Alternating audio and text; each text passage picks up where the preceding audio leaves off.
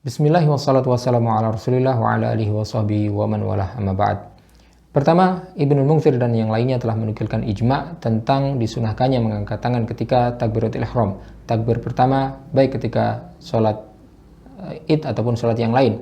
Adapun takbir-takbir selanjutnya sebelum ruku', maka sebagian ulama, misalnya dari kalangan Hanabilah dan Syafi'iyah, menyunahkan untuk mengangkat tangan ketika takbir id. Alasannya karena mereka menganggap bahwasanya takbir-takbir tersebut dikiaskan atau serupa dengan takbiratul ihram, takbir yang dilakukan ketika berdiri dan sebelum dilaksanakannya ruku'. Selain itu mereka juga meriwayatkan hadis atsar yang sahih dari Ibnu Umar bahwasanya beliau mengangkat tangan ketika takbir salat jenazah. Maka mereka menganggap bahwasanya takbir ketika salat id sama seperti takbir salat jenazah, dilakukan setelah takbiratul ihram dan dilakukan ketika berdiri. Maka mereka menganggap bahwasanya sunnah untuk mengangkat tangan ketika takbir dalam sholat id.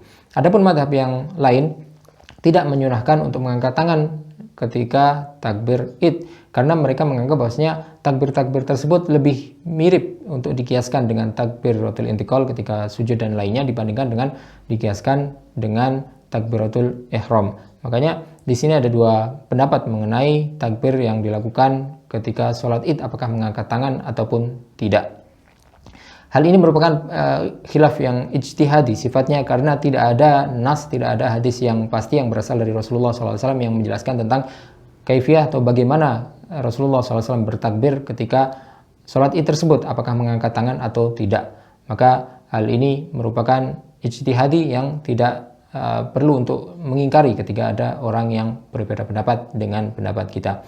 Adapun ketika membaca takbir, maka imam disunahkan untuk menjaharkan bacaan takbirnya, membacanya dengan keras. Sedangkan makmum tidak disunahkan untuk membaca dengan keras, karena imam menjaharkan tujuannya adalah untuk memberitahu atau memperdengarkan bacaannya kepada makmum, sedangkan makmum tidak seperti itu. Wallahu ta'ala a'lam wa sallallahu wasallam wa baraka ala sayyidina Muhammadin wa ala alihi wa sahbihi ajma'in.